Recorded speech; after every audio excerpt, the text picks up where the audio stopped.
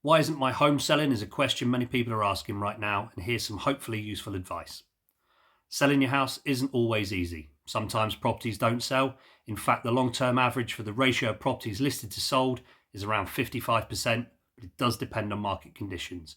I've seen it as high as 90 and as low as 30. Now, some of this is down to people who are just testing the market, as many agents work on a no sale, no fee basis, which attracts sellers who are just taking a punt. The other reason that only around half sell is because some estate agents give bad advice or don't give any at all. So here is what they should be looking at and telling you to help you get your house sold.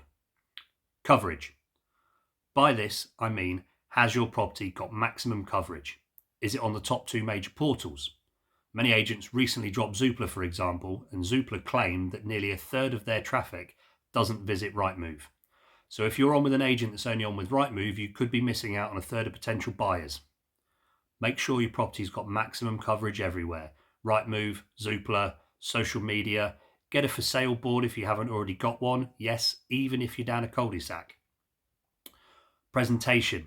This is so important to get right. And I don't mean the actual presentation of your home. I mean the way it's presented on the portals. We know that the more photos you have, the more clicks your property will get. Remember, the object of the exercise is to get clicks on your property. Clicks plus inquiries equals viewings and offers. So if your property hasn't got lots of good quality photos, a floor plan, a good description that's enticing to buyers, then you need to look to get this right before you do anything else. It might be that you need a video tour, or perhaps you just need to move the photos around to attract a different type of buyer.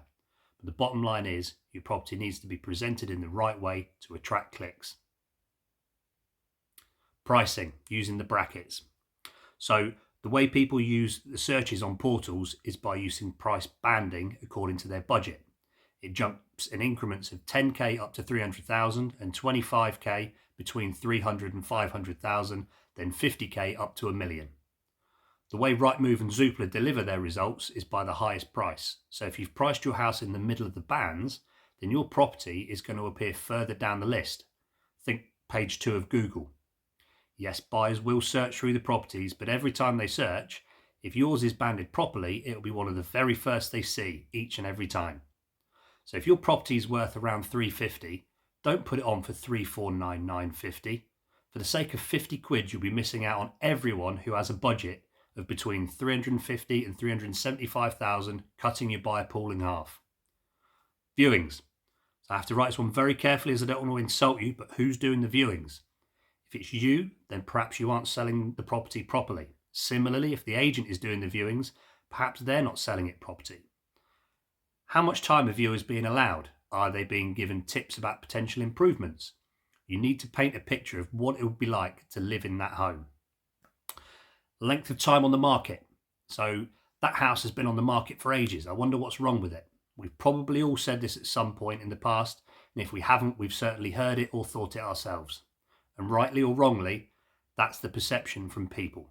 There must be something wrong with it if it's been on the market for an extended period of time. And this in itself puts off potential buyers.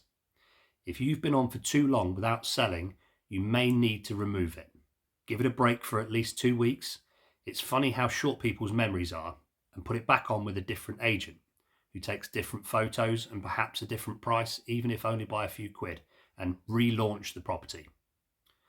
Make sure you have a proper marketing strategy in place if you do this. That strategy should be to review what activity there is every 2 to 3 weeks and react to the market if the market isn't reacting to your property. This might be actioning some of the items on this list, but if they've all been actioned, then it's down to the next point, but do it quickly. Don't dither, otherwise your property will end up being that one that's hung around for ages. Price. The dreaded price discussion. I'll be honest with you, estate agents hate this chat. It always seems like a really awkward thing to discuss, but I think the main reason agents don't like it is because most of them just revert to it as their default reason for not selling. I think you need to adjust the price, Mrs. Jones, is what you'll hear after around 6 weeks on the market, or perhaps sooner, maybe never. Let's be more creative and try to actually sell the property before just chopping the price. My view is that you need to try and be proactive before you reduce your price by trying all of the ideas above, Then and only then you should look to reduce your price and try to attract more people to your property.